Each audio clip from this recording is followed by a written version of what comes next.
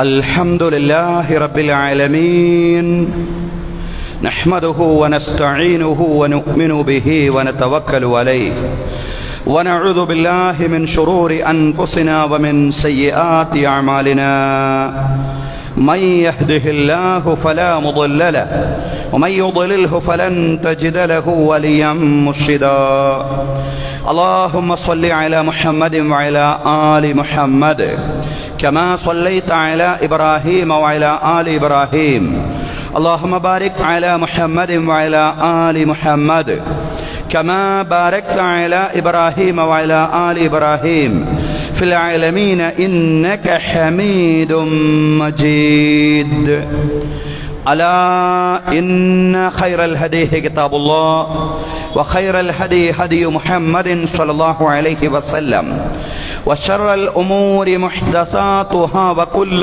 محدثة بدعة وكل بدعة ضلالة وكل ضلالة في النار رب اشرح لي صدري ويسر لي أمري واحلل عقدة من لساني يفقهوا قولي أيها الناس أوصيكم وإياي أولا بتقوى الله يا أيها الذين آمنوا اتقوا الله حق تقاته ولا تموتن إلا وأنتم مسلمون أعوذ بالله من الشيطان الرجيم بسم الله الرحمن الرحيم ومن أحسن دينا ممن أسلم وجهه لله وهو محسن واتبع ملة إبراهيم حنيفا واتخذ الله إبراهيم خليلا ബഹുമാന്യരായ സത്യവിശ്വാസികളെ വിശ്വാസിനികളെ, ജീവിതത്തിലെ എല്ലാ മേഖലകളിലും അള്ളാഹുവിൻ്റെ വിധികളും വിലക്കുകളും പാലിച്ചുകൊണ്ട് അള്ളാഹുവെ സൂക്ഷിച്ചുകൊണ്ട് മുത്തഖീങ്ങളായി ജീവിക്കണമെന്ന് ആദ്യമായി എന്നോടും അനന്തരം നിങ്ങളോടും ഉപദേശിക്കുകയാണ്. തഖ്വ കൊണ്ട് വസിയ്യത്ത് ചെയ്യുകയാണ്. അള്ളാഹു തആല നമുക്കെല്ലാവർക്കും തഖ്വയും ഈമാനുമുള്ള ജീവിതം നൽകി അനുഗ്രഹിക്കുമാറാവട്ടെ.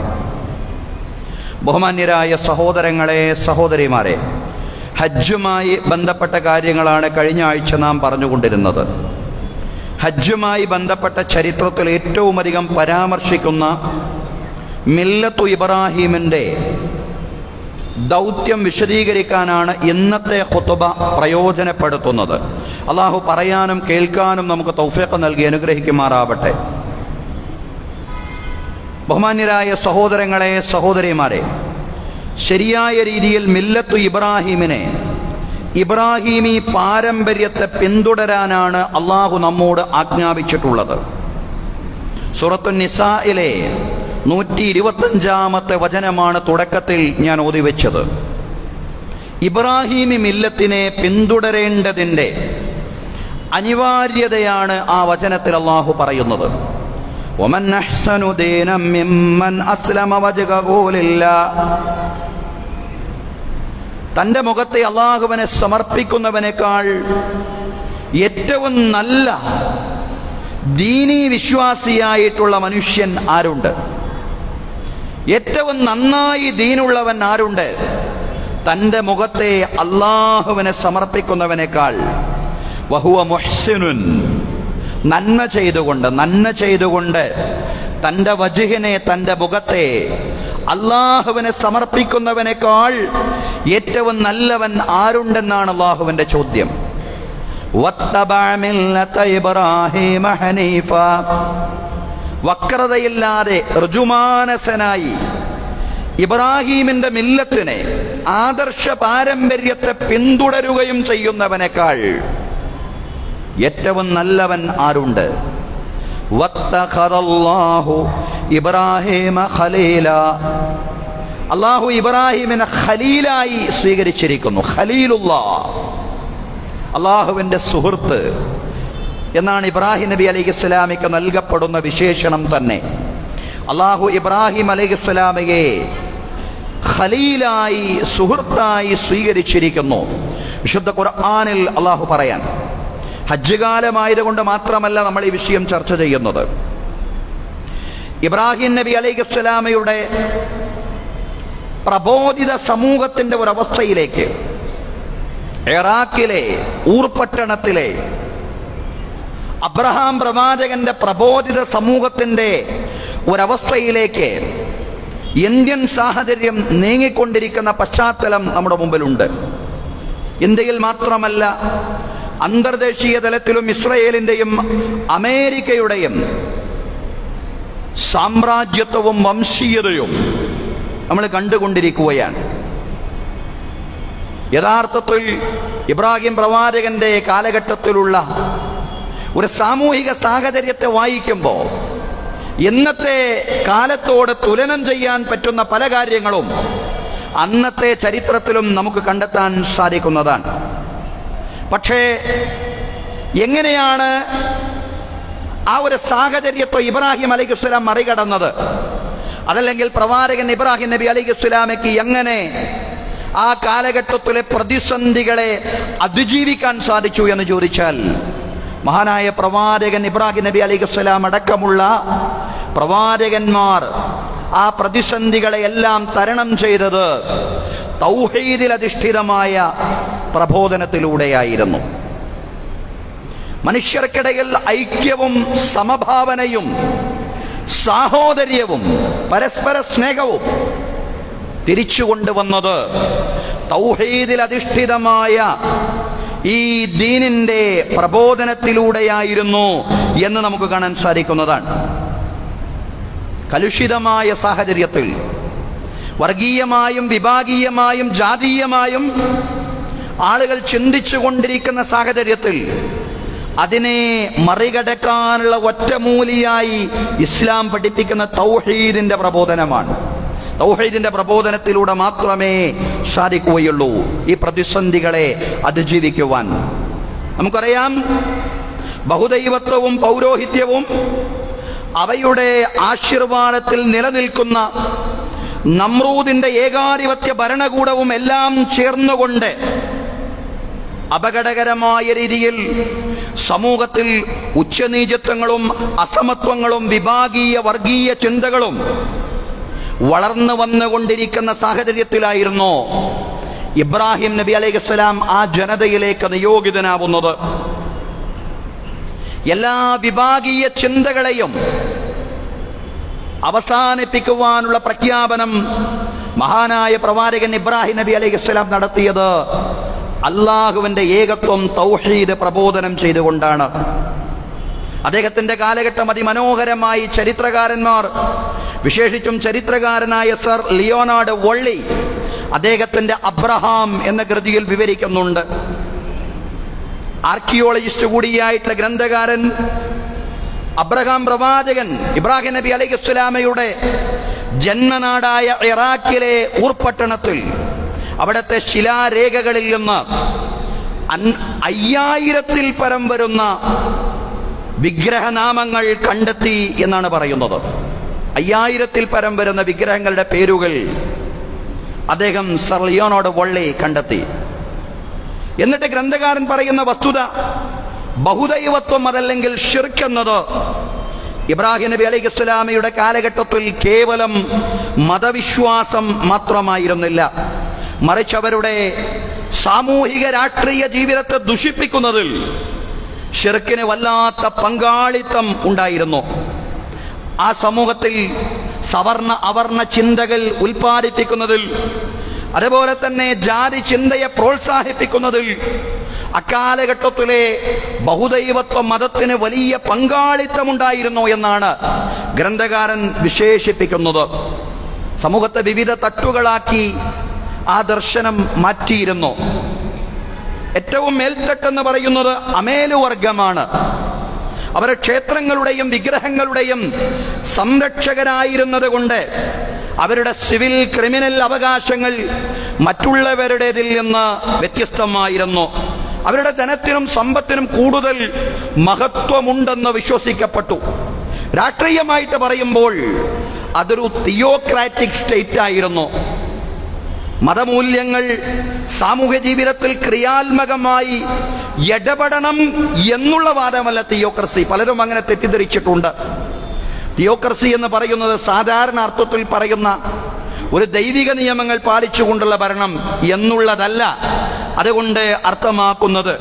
മറിച്ച് രാഷ്ട്രീയ താൽപര്യങ്ങൾക്ക് വേണ്ടി വിശ്വാസത്തെ ദുരുപയോഗം ചെയ്യുന്ന ഒരു വ്യവസ്ഥിതിയായിരുന്നു ആ കാലഘട്ടത്തിൽ ഉണ്ടായിരുന്നത്. ചരിത്രത്തിൽ പലരും അങ്ങനെ രാഷ്ട്രീയ ഭരണ അധികാരിവർഗ താൽപര്യങ്ങൾക്ക് വേണ്ടി വിശ്വാസത്തെ ദുരുപയോഗം ചെയ്തിട്ടുണ്ട്. അത്തരത്തിലുള്ള രാജാക്കന്മാരിൽ ഒരു കൂട്ടരായിരുന്നു അബ്രഹാം പ്രവാചകൻ അലൈഹിസ്സലാമയുടെ കാലഘട്ടത്തിൽ, ഇബ്രാഹിം നബിയുടെ കാലഘട്ടത്തിൽ ഉണ്ടായിരുന്ന നമ്രൂദ് രാജാക്കന്മാർ.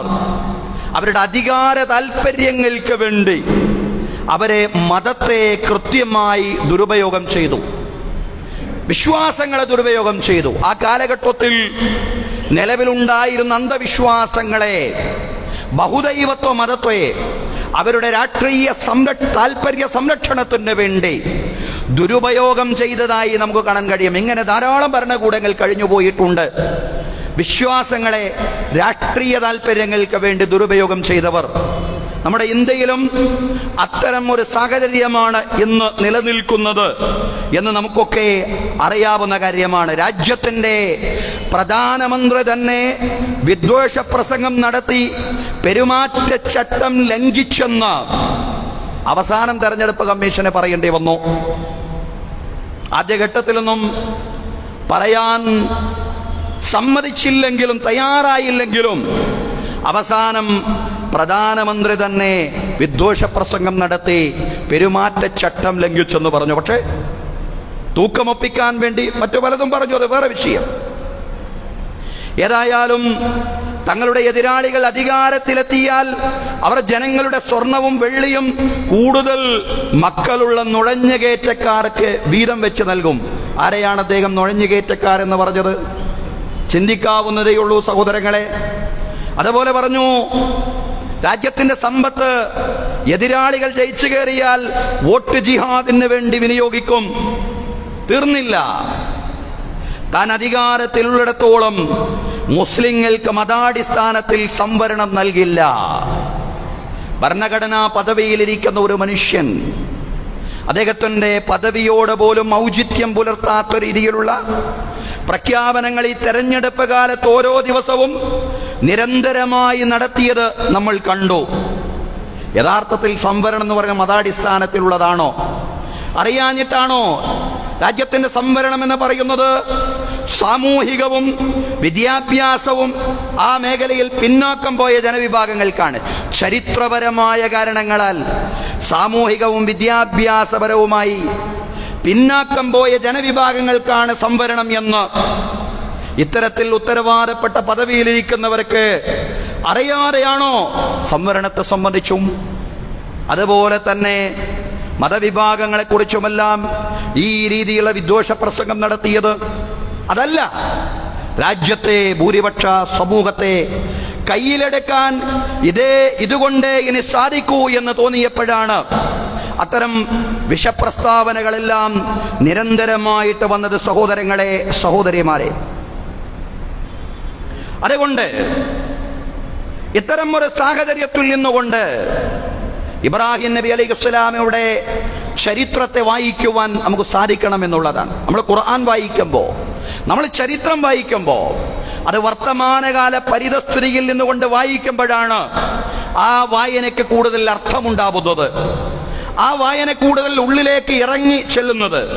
അതല്ലാതെ ഇബ്രാഹിം നബി അലൈഹി സ്വലാമിയുടെ കാലഘട്ടത്തിലെ ഒരു ചരിത്രം പറയുക, ആ ചരിത്രത്തിന് നമ്മൾ ഇന്ന് ജീവിച്ചുകൊണ്ടിരിക്കുന്ന ജീവിതവുമായിട്ട് എന്താണ് ബന്ധമുള്ളതെന്ന് പറയാതിരിക്കുമ്പോൾ ആ ചരിത്ര വിവരണം പോലും അപൂർണമായിട്ടാണ് അവശേഷിക്കുക. ഇബ്രാഹിം നബി അലൈഹി സ്വലാമിയുടെ കാലഘട്ടത്തിലുള്ള നമ്രൂദ് രാജാക്കന്മാർ സമൂഹത്തെ അമേലുവെന്നും മുസ്കന്നുവെന്നും അർദുവെന്നും വിവിധ തട്ടുകളാക്കി തിരിച്ചു. മേൽത്തട്ടിലുള്ള ആളുകൾ, പ്രത്യേക പദവിയിലിരിക്കുന്ന ആളുകൾ, അതിൻ്റെ താഴെ തട്ടിലുള്ള ആളുകൾ, അതിൻ്റെയും താഴെ തട്ടിലുള്ള ആളുകൾ, എങ്ങനെ ജനങ്ങൾക്കിടയിൽ വിവിധ തട്ടുകളുണ്ടാക്കി ജനങ്ങളെ വിഭാഗീയമായി ജാതീയമായി ഭിന്നിപ്പിച്ചു ഭരിച്ചുവെങ്കിൽ, ജാതീയമായും വിഭാഗീയമായും സമൂഹത്തെ ഭിന്നിപ്പിച്ചു ഭരിക്കുന്ന അതേ തന്ത്രം തന്നെയാണ് എക്കാലത്തും വിശ്വാസത്തെ ദുരുപയോഗം ചെയ്യുന്ന ആളുകൾ, രാഷ്ട്രീയ താല്പര്യങ്ങൾക്ക് വേണ്ടി ദുരുപയോഗം ചെയ്യുന്ന ആളുകൾ ചെയ്തത് അതാണ് നമ്മൾ ഇന്ത്യയിലും കണ്ടുകൊണ്ടിരിക്കുന്നത്. വോട്ട് ബാങ്ക് രാഷ്ട്രീയത്തെ ശക്തിപ്പെടുത്തുന്നതിന് വേണ്ടി, അതല്ലെങ്കിൽ തങ്ങളുടെ വോട്ട് ബാങ്ക് വർദ്ധിപ്പിക്കുന്നതിന് വേണ്ടി ഒരു ജനതയെ മാർജിനൈസ് ചെയ്യുകയും മറ്റൊരു ജനതയെ സംരക്ഷിക്കുന്നുണ്ടെന്നുള്ള തെറ്റായൊരു ബോധം ഉണ്ടാക്കിയെടുക്കുകയും ചെയ്യുക. യഥാർത്ഥത്തിൽ ആരെയും സംരക്ഷിക്കുന്നില്ല. ഭരണഘടനയോട് കൂറുപുലർത്താത്ത ഒരു ഭരണകൂടത്തിന് ആരെയും സംരക്ഷിക്കുവാൻ കഴിയില്ല എന്നത് പ്രത്യേകം പറയേണ്ടതില്ല. ഇന്ത്യ രാജ്യത്തും സവർണ അവർണ സങ്കല്പങ്ങളെ തിരിച്ചു കൊണ്ടുവരാനും മനുസ്മൃതിയെ ഭരണഘടനയായിട്ട് അവതരിപ്പിക്കുവാനുമുള്ള തകൃതിയായ ശ്രമങ്ങളാണ് നടന്നുകൊണ്ടിരിക്കുന്നത്.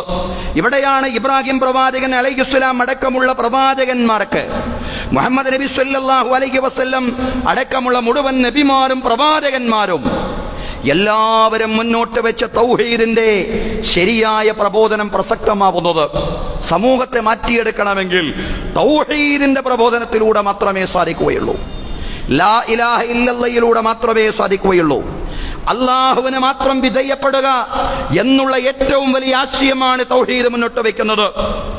ആ തൗഹീദിലൂടെ മാത്രമേ ചൂഷണങ്ങളില്ലാത്ത, വിഭാഗീയ, വർഗീയ, ജാതീയ ഉച്ചനീചത്വങ്ങളില്ലാത്ത സമൂഹത്തെ കെട്ടിപ്പടുക്കാൻ സാധിക്കൂ എന്നാണ് പ്രവാചകന്മാരുടെ പ്രബോധനം ലോകത്തെ പഠിപ്പിച്ചത്. സർവോപരി സ്വർഗപ്രവേശനത്തിനുള്ള ഒരേ ഒരു മാർഗവും തൗഹീദിന്റെ പ്രബോധനമാണ്.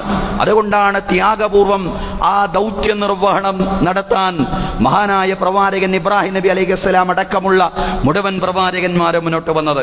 ഇബ്രാഹിം നബി മാത്രം മുന്നോട്ട് വന്നു എന്ന് പറയുക സാധ്യമല്ല.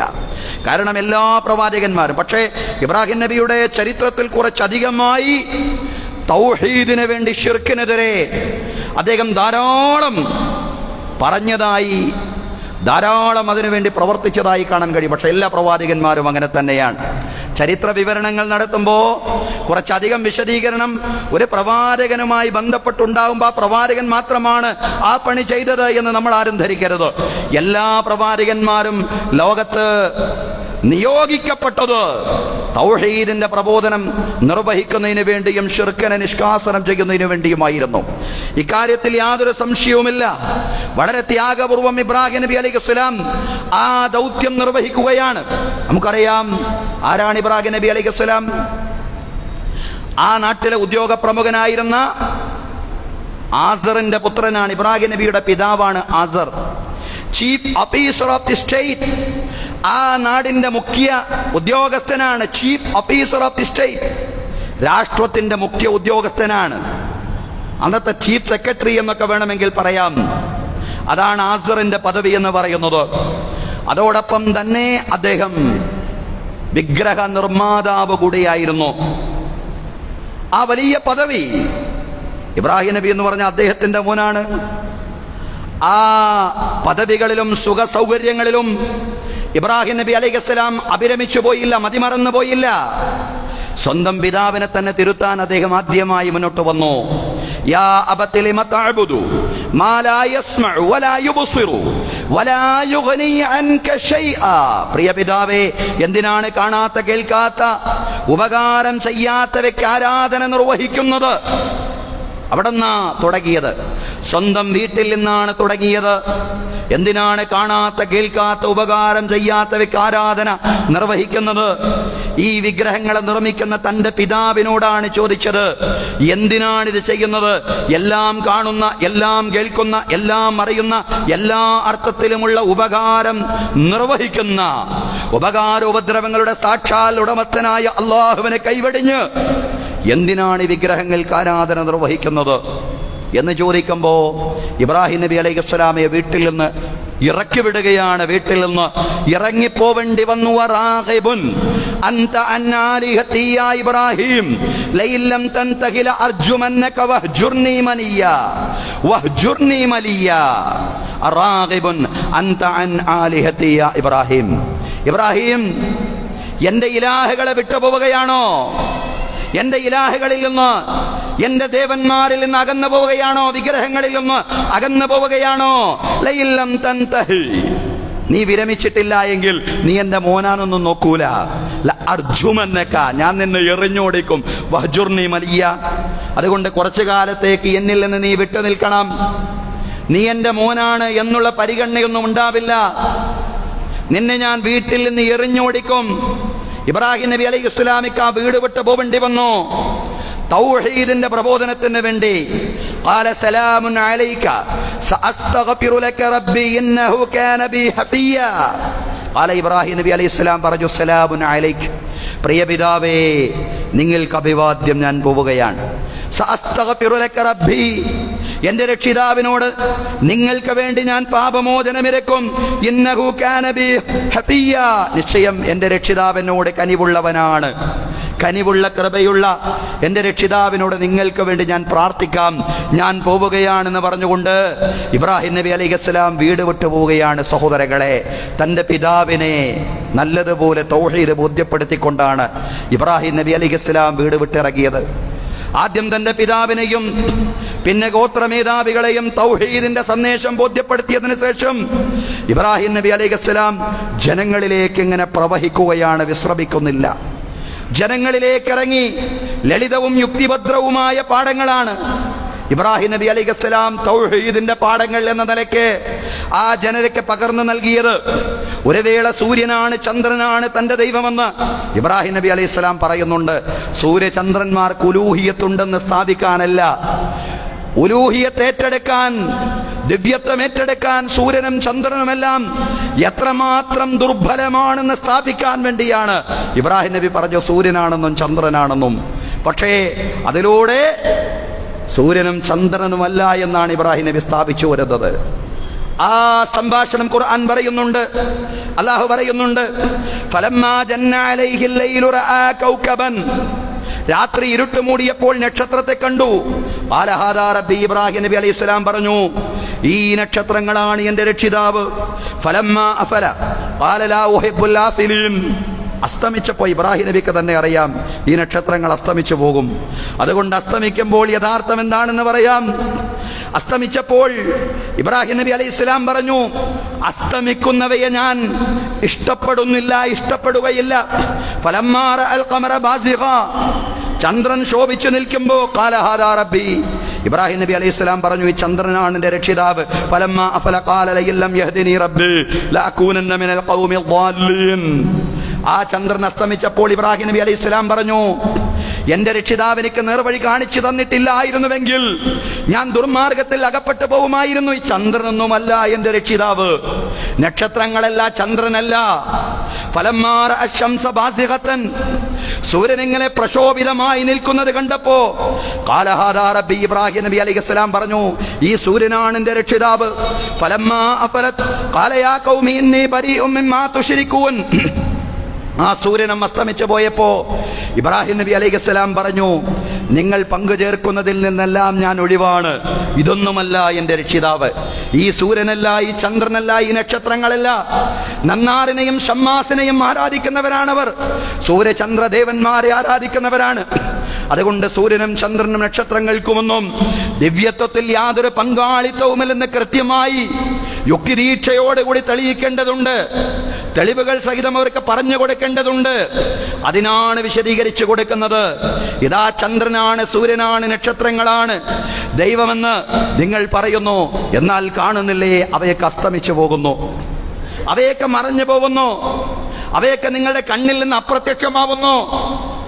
അപ്രത്യക്ഷമാവുന്നവയല്ല, മറഞ്ഞു പോകുന്നവയല്ല, മാഞ്ഞു പോകുന്നവയല്ല, അസ്തമിച്ചു പോകുന്നവയല്ല. എന്റെ ഇലാഹ് ഏകനായ പടച്ചവനാണ്. ഇന്നി വജ്ജഹതു വജ്ഹിയ ലില്ലദീ ഫതറസ് സമാവാതി വൽ അർള ഹനീഫാ വമാ അന മിനൽ മുശ്രികീൻ.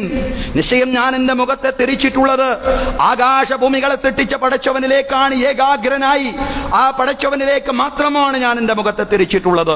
വമാ അന മിനൽ മുശ്രികീൻ, ഞാൻ ബഹുദൈവ വിശ്വാസികളിൽപ്പെട്ടവനല്ല. ഇബ്രാഹിം നബി അലൈഹിസ്സലാം ജനങ്ങളിലേക്ക് ഇറങ്ങി തൗഹീദിന്റെ പ്രബോധനം, സാധാരണക്കാരിലേക്ക് ഇറങ്ങി ലളിതമായി യുക്തിദീക്ഷയോടെ ദൃഷ്ടാന്തങ്ങൾ അവതരിപ്പിച്ചുകൊണ്ട് ഇബ്രാഹിം നബി അലൈഹിസ്സലാം തൗഹീദ് പ്രബോധനം ചെയ്യുകയാണ്. അള്ളാഹുവിന്റെ ഏകത്വം പ്രബോധനം ചെയ്യുകയാണ്. ജനങ്ങൾക്ക് യാഥാർത്ഥ്യം ബോധ്യപ്പെടാൻ ആവശ്യമായ ഉപമകളോടെ നയപരമായിരിക്കണം തൗഹീദിന്റെ പ്രബോധനം.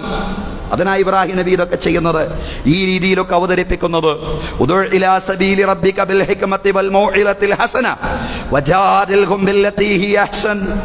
ജനങ്ങളെ നീ അല്ലാഹുവിലേക്ക് ക്ഷണിക്കണം, തത്വദീക്ഷയോടുകൂടി നല്ല ഉപദേശങ്ങൾ നൽകിക്കൊണ്ട് ഏറ്റവും നല്ല രീതിയിലാണ് നീ ജനങ്ങളോട് സംവദിക്കേണ്ടത്. സാധാരണക്കാരിലേക്ക് ഇറങ്ങിച്ചെന്നുകൊണ്ട് അല്ലാഹുവിന്റെ കഴിവും ശക്തിയും അവർക്ക് ബോധ്യപ്പെടുത്തുകയും മനുഷ്യർ സങ്കല്പിച്ചിട്ടുണ്ടാക്കിയ കൃത്രിമ ദൈവങ്ങൾക്ക് ആരാധന നിർവഹിക്കൽ എത്രമാത്രം മൗഢ്യമാണെന്ന് അവരെ ബോധ്യപ്പെടുത്തുകയും ചെയ്യുകയാണ് ഇബ്രാഹിം നബി അലൈഹിസ്സലാം. ഈ കൃത്രിമ ദൈവങ്ങൾ എത്രമാത്രം ദുർബലരാണ് എന്നവരെ ബോധ്യപ്പെടുത്തുകയാണ്. ആ കൃത്രിമ ദൈവങ്ങൾ വിഗ്രഹങ്ങളാണെങ്കിലും മക്ബറകളാണെങ്കിലും ഔലിയാക്കളോ പുണ്യാത്മാക്കളോ ആണെങ്കിലും ഏത് കാലത്ത് അവതരിപ്പിക്കപ്പെടുന്ന കൃത്രിമ ദൈവങ്ങളാണെങ്കിലും ആ ദൈവങ്ങൾക്കൊന്നും ഉലൂഹിയത്തിൽ, ദൈവിക സിംഹാസനത്തിൽ അല്ലാഹുവിന്റെ അടുക്കൽ യാതൊരു പങ്കാളിത്തവുമില്ലെന്ന് സാധാരണ ജനങ്ങളിലേക്ക് ഇറങ്ങിച്ചെന്നുകൊണ്ട് അവരെ ബോധ്യപ്പെടുത്തുക എന്നത് നമ്മുടെ ഓരോരുത്തരുടെയും ചുമതലയാണ്. പ്രവാചകന്മാരെ തൗഹീദിന്റെ പ്രബോധനം നിർവഹിച്ചിരുന്നുവെങ്കിൽ, അതായിരുന്നു അവരുടെ ഏറ്റവും വലിയ ഊന്നലെങ്കിൽ, ആ ഊന്നൽ തന്നെ ആയിരിക്കണം നമ്മുടേതും. അത് യുക്തിദീക്ഷയോടുകൂടി, അത് ഏറ്റവും നല്ലതിന് പകരം നൽകി ക്രിയാത്മകമായ സംവാദത്തോടുകൂടി അവതരിപ്പിക്കണം എന്നുള്ളതാണ്. സഹോദരങ്ങളെ, ആ തൗഹീദിന്റെ പ്രബോധനമാണ് മില്ലത്തു ഇബ്രാഹിമിന്റെ ദൗത്യം. ഇബ്രാഹിമി മില്ലത്തിനെ പിൻപറ്റിയവരുടെയും ഏറ്റവും വലിയ ദൗത്യം തൗഹീദിന്റെ പ്രബോധനമാണ്. എന്നാൽ അറിയുക സഹോദരങ്ങളെ, സഹോദരിമാരെ, അല്ലാഹുവിനെ പുറമെ ആരാധിക്കപ്പെടുന്ന ആത്മീയ ദിവ്യന്മാരെ മാത്രമല്ല ഇബ്രാഹിം നബി അലൈഹിസ്സലാം ചോദ്യം ചെയ്തത്.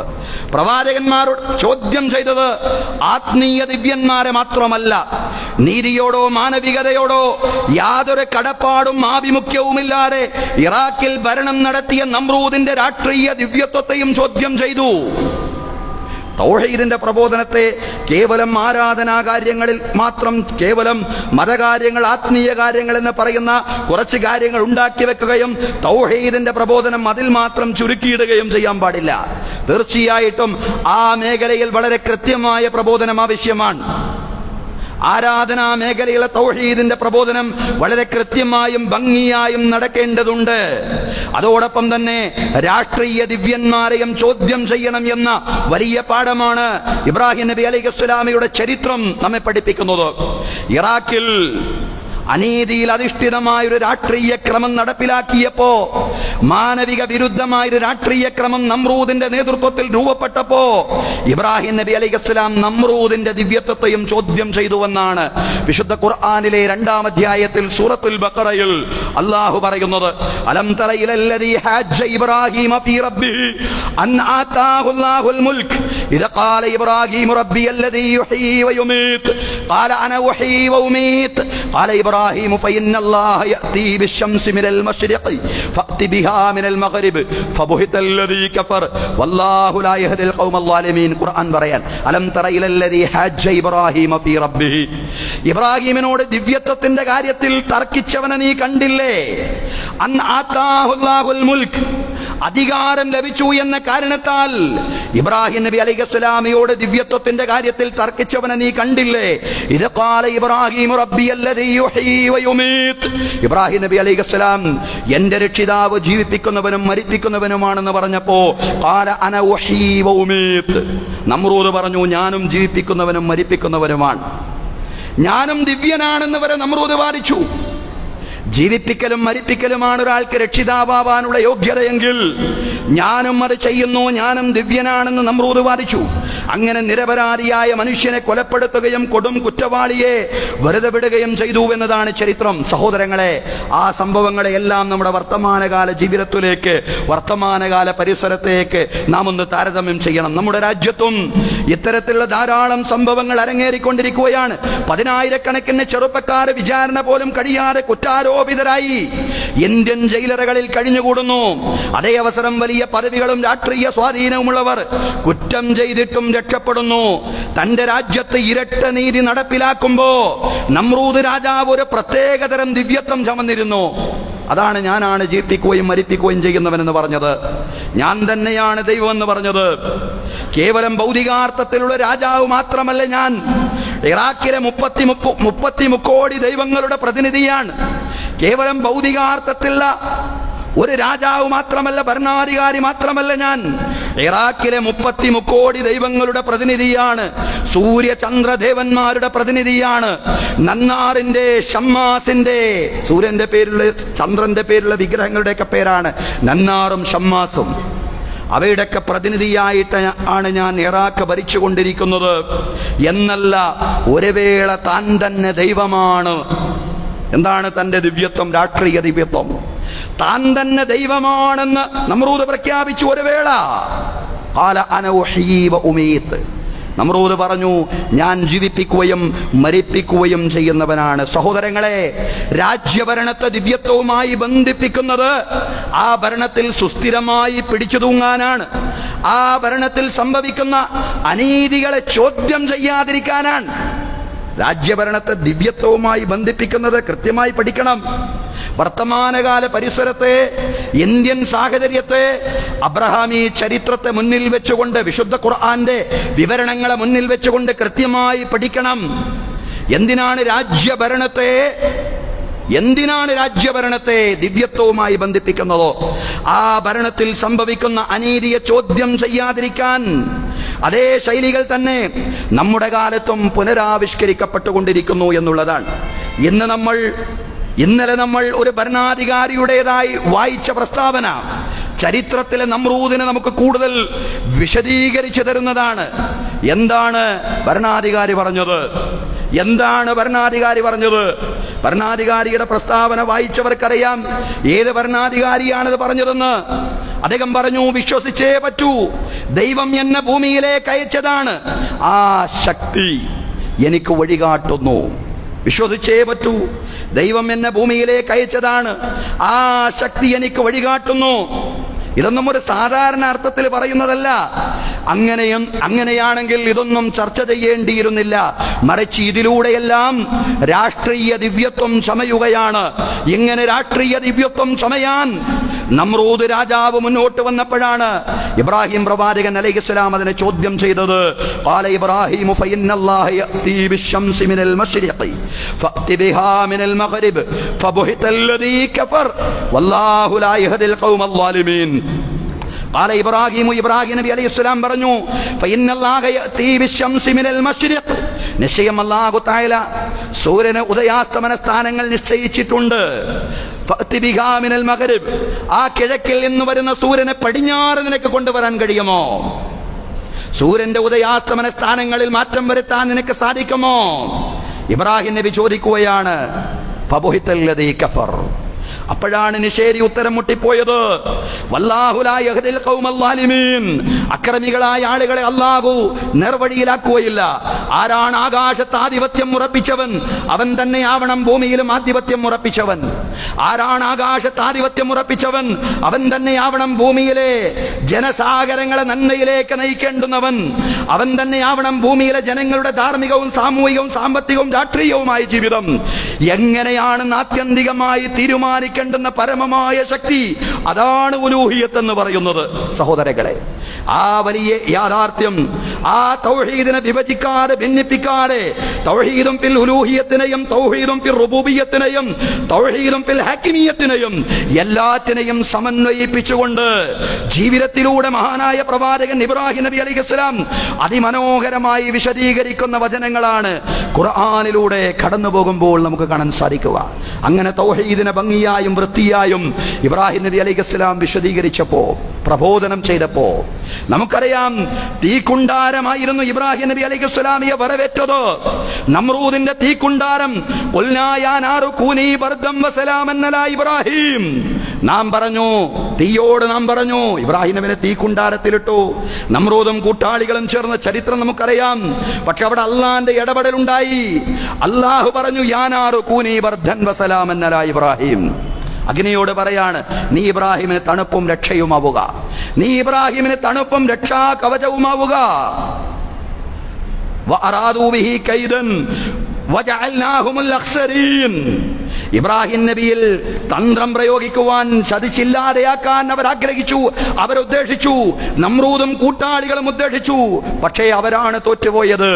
അവർ അങ്ങേയറ്റം പരാജയപ്പെട്ടവരിൽ ഉൾപ്പെട്ടുപോയി എന്ന് ഖുർആൻ പറയാണ്. സഹോദരങ്ങളെ, അള്ളാന്റെ മാർഗത്തിൽ പരീക്ഷണങ്ങളും വെല്ലുവിളികളും അഭിമുഖീകരിക്കുന്ന ജനവിഭാഗങ്ങൾ ഇന്നും ധാരാളമുണ്ട്. ഫലസ്തീൻ മക്കൾ അതിന് ഏറ്റവും വലിയ ഉദാഹരണമായിട്ട് നമ്മുടെ മുമ്പിൽ അവശേഷിക്കുകയാണ്.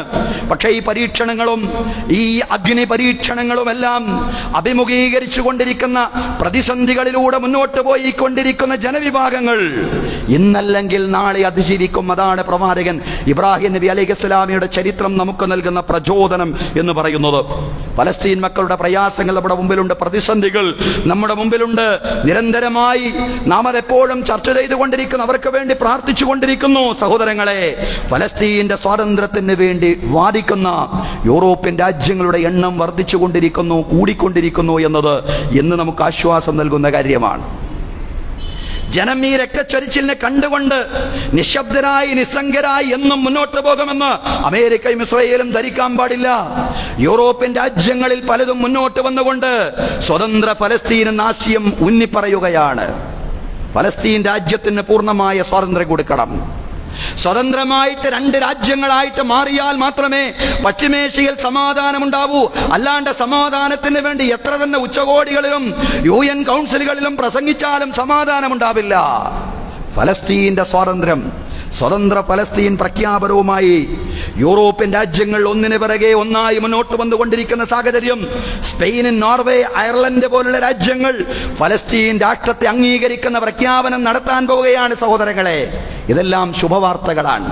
ഈ പ്രതിസന്ധികൾക്കിടയിൽ, ഈ പരീക്ഷണങ്ങൾക്കിടയിൽ, ഈ അഗ്നി പ്രതിസന്ധികൾക്കിടയിൽ വരുന്ന നമുക്ക് ആശ്വാസത്തിന്റെ തെളിനീരുകൾ എന്നിതിനെയൊക്കെ വിശേഷിപ്പിക്കാൻ സാധിക്കും. തീർച്ചയായും അല്ലാഹു തആല ഇബ്രാഹിം നബി അലൈഹിസ്സലാമയെ വലിയൊരു അഗ്നി പരീക്ഷണത്തിൽ നിന്ന് രക്ഷപ്പെടുത്തിയിട്ടുണ്ടെങ്കിൽ, പ്രവാചകന്മാരെ രക്ഷപ്പെടുത്തിയിട്ടുണ്ടെങ്കിൽ, ആ പ്രവാചകന്മാരുടെ മാർഗത്തിൽ ആത്മാർത്ഥതയോടുകൂടി ചലിച്ചുകൊണ്ടിരിക്കുന്ന മുഴുവൻ ജനവിഭാഗങ്ങളെയും പ്രതിസന്ധികളിൽ രക്ഷപ്പെടുത്തും.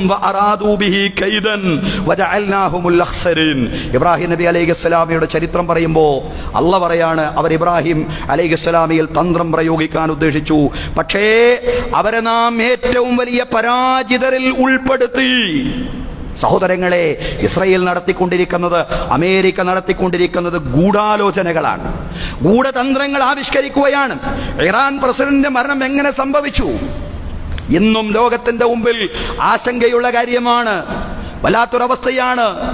സഹോദരങ്ങളെ, ഷിയാ വിശ്വാസത്തോട് നമുക്ക് ആശയപരമായിട്ട് വിയോജിപ്പുണ്ട്. പക്ഷേ ഫലസ്തീൻ പ്രശ്നത്തെ മുസ്ലിം ഉമ്മത്തിന്റെ കേന്ദ്ര പ്രശ്നമായി അവതരിപ്പിക്കുന്നതിലും, പുണ്യസ്ഥലങ്ങളെ മോചിപ്പിക്കൽ ഉമ്മത്തിന്റെ ബാധ്യതയായി മനസ്സിലാക്കുന്നതിലും ഇറാൻ ഭരണകൂടവും ആ രാജ്യത്തെ ഭരണകൂടങ്ങളും ഭരണാധികാരികളും ഏറെ മുന്നോട്ട് പോയിട്ടുണ്ട്. ഫലസ്തീൻ പ്രശ്നത്തെ മുസ്ലിം ഉമ്മത്തിന്റെ കേന്ദ്ര പ്രശ്നമായി അവതരിപ്പിക്കുന്നതിലും, പുണ്യസ്ഥലങ്ങളെ മോചിപ്പിക്കൽ ഉമ്മത്തിന്റെ ബാധ്യതയായി മനസ്സിലാക്കുന്നതിലും ഇറാനിലെ ഭരണാധികാരികളും ഏറെ മുന്നോട്ട് പോയി. ഉള്ളതുപോലെ പറയാതിരിക്കാൻ കഴിയില്ല. സത്യം സത്യമായി തന്നെ പറയണം.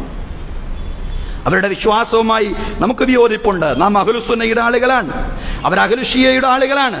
പക്ഷെ അതോടൊപ്പം തന്നെ ഏതൊരു രാജ്യവും നന്മ ചെയ്താൽ നന്മയുടെ, ശരിയുടെ, നീതിയുടെ, സത്യത്തിന്റെ നിലപാട് ഒരു വിഷയത്തിൽ സ്വീകരിച്ചാൽ ആ ശരിയെ ശരിയായി കാണണം. അതല്ലാതെ അതിങ്ങനെയാണ്, അതിങ്ങനെയുള്ള സാധ്യതയാണ്, അത് വേറെയാണ് എന്നൊക്കെ പറഞ്ഞുകൊണ്ട് അതവരുടെ പ്രത്യേക താല്പര്യമാണ് എന്നൊക്കെ പറഞ്ഞ് ഉള്ളതിനെ തെറ്റായിട്ട് ദുർവ്യാഖ്യാനിക്കുന്ന പ്രവണത അത് ശരിയല്ല സഹോദരങ്ങളെ. അല്ലാഹു സുബ്ഹാനഹു വ തആല ഡോക്ടർ റഈസിക്ക് മഗ്ഫിറത്തും മർഹമത്തും നൽകുമാറാവട്ടെ.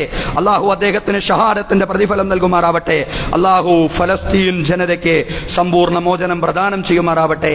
അഖൂലു ഖൗലി ഹാദാ വ അസ്തഗ്ഫിറുല്ലാഹ ലീ വലക്കും. ഇന്നല്ലാഹ വ മലായികതഹു യുസല്ലൂന അലൻ നബി യാ അയ്യുഹല്ലദീന ആമനൂ സ്വല്ലൂ അലൈഹി വസല്ലിമൂ തസ്ലീമാ.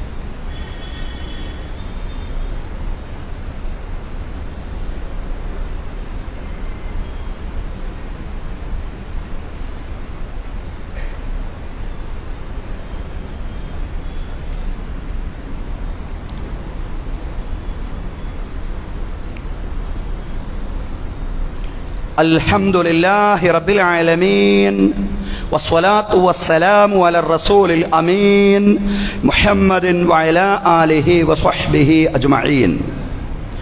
അയ്യുഹന്നാസ് ഉസീകും വഇയ്യായ താനിയം ബിതഖ്വല്ലാഹ്.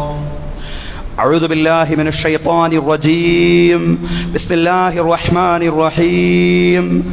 يا أيها الذين آمنوا اتقوا الله حق تقاته ولا تموتن إلا وأنتم مسلمون.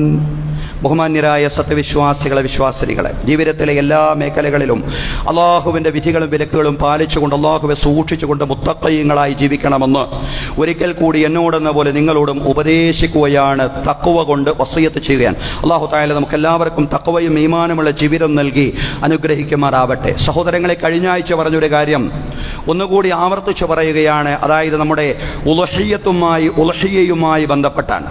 ഉളഹിയ ഒരു ഷെയർ 10,000 രൂപയാണ് നിശ്ചയിച്ചിട്ടുള്ളത്. 10,000 രൂപയാണ് ഒരു ഷെയർ നിശ്ചയിച്ചിട്ടുള്ളത്. നമ്മൾ പറഞ്ഞു വലിയൊരു സംഖ്യയൊന്നുമല്ല. അതുകൊണ്ട് നമുക്കറിയാം ധാരാളം ആളുകൾ നമ്മുടെ ഉളഹിയയിൽ പങ്കാളികളാവാറുണ്ട്, ഷെയർ കൂടാറുണ്ട്. പക്ഷെ ഒരു പ്രത്യേകതയുണ്ട്, എല്ലാവരും ആ പെരുന്നാളിനോട് അടുപ്പിക്കുമ്പോഴാണ് അവരുടെ ഷെയറുമായിട്ട് വരാറുള്ളത്. പക്ഷേ നമ്മുടെ പാളയം ജുമാ മസ്ജിദ് പരിപാലന സമിതി നമ്മുടെ ഈ ഉരുക്കളെ നേരത്തെ വാങ്ങുന്നതാണ്. ആ സമയത്ത് എല്ലാവരും ഉരുക്കളെ ഒരുമിച്ച് വാങ്ങാൻ ചെന്നാൽ നമുക്ക് വേണ്ടത്ര ഉരുക്കളെ ലഭിച്ചാൽ തന്നെ നമ്മൾ ഉദ്ദേശിക്കുന്ന വിലക്ക് ലഭിക്കില്ല. അതുകൊണ്ടാണ് നേരത്തെ ഉരുക്കളെ വാങ്ങിക്കൊണ്ട് അവയെ പരിപാലിക്കുന്നത്. എന്ന് മാത്രമല്ല, നാം ബലിയിറക്കുന്ന ഉരുക്കളുമായിട്ട് നമുക്കൊരു ബന്ധം വരിക എന്നതും നല്ല കാര്യമാണ്. അതുകൊണ്ടെല്ലാമാണ് നേരത്തെ ഉരുക്കള വാങ്ങുന്നത്. അതുകൊണ്ട് ഇപ്പോൾ വലിയ സാമ്പത്തിക ബാധ്യതയാണ് പരിപാലന സമിതിക്ക് ഈ വിഷയത്തിലുള്ളത്. ആളുകൾ ഷെയർ കൂടിയിട്ടില്ല എങ്കിൽ വലിയ പ്രയാസമായിരിക്കും. അതുകൊണ്ട് സമയം വൈകിക്കാതെ എല്ലാവരും കഴിവിൻ്റെ പരമാവധി നേരത്തെ തന്നെ ഷെയർ കൂടണം എന്ന് പ്രത്യേകമായിട്ട് ഉണർത്തുകയാണ്. ഒരു നിശ്ചിത സമയമുണ്ടാവും, ഒരു ഡെഡ് ലൈൻ ഉണ്ടാവും. അത് കഴിഞ്ഞാൽ പിന്നീട് ഷെയർ കൂടാനും കഴിയാത്തൊരവസ്ഥാവിശേഷമുണ്ടാവും. അതുകൊണ്ട് നേരത്തെ തന്നെ എല്ലാവരും ഉളഹിയത്തിൽ പങ്കാളികളാവണം എന്ന് പ്രത്യേകമായിട്ട് ഉണർത്തുകയാണ്. അല്ലാഹു തആല നമ്മുടെ എല്ലാ സംരംഭങ്ങളെയും വിജയിപ്പിക്കുമാറാവട്ടെ. അല്ലാഹു തആല നമ്മിൽ നിന്നത് സ്വീകരിക്കുമാറാവട്ടെ. നമ്മുടെ ഉളഹിയത്ത് വിഹിതം, നമ്മുടെ സക്കാത്ത്, സദഖകൾ എല്ലാറ്റിനെയും റബ്ബ് തആല നമ്മിൽ നിന്ന് പൂർണ്ണമായും കബൂൽ ചെയ്യുമാറാവട്ടെ. നമ്മിൽ നിന്ന് മരണപ്പെട്ടു പോയ നമ്മുടെ മാതാപിതാക്കൾ, ബന്ധുമിത്രാദികൾ, അയൽവാസികൾ എല്ലാവർക്കും അല്ലാഹു മഗ്ഫിറത്തും റഹ്മത്തും നൽകി അനുഗ്രഹിക്കുമാറാവട്ടെ. അവരുടെയും നമ്മുടെയും ബർസഖി ജീവിതം അല്ലാഹു വിശാലമാക്കി തരുമാറാവട്ടെ. ഖബറെ കണ്ണെത്താ ദൂരത്തോളം വിശാലമാക്കി കൊടുക്കുമാറാവട്ടെ.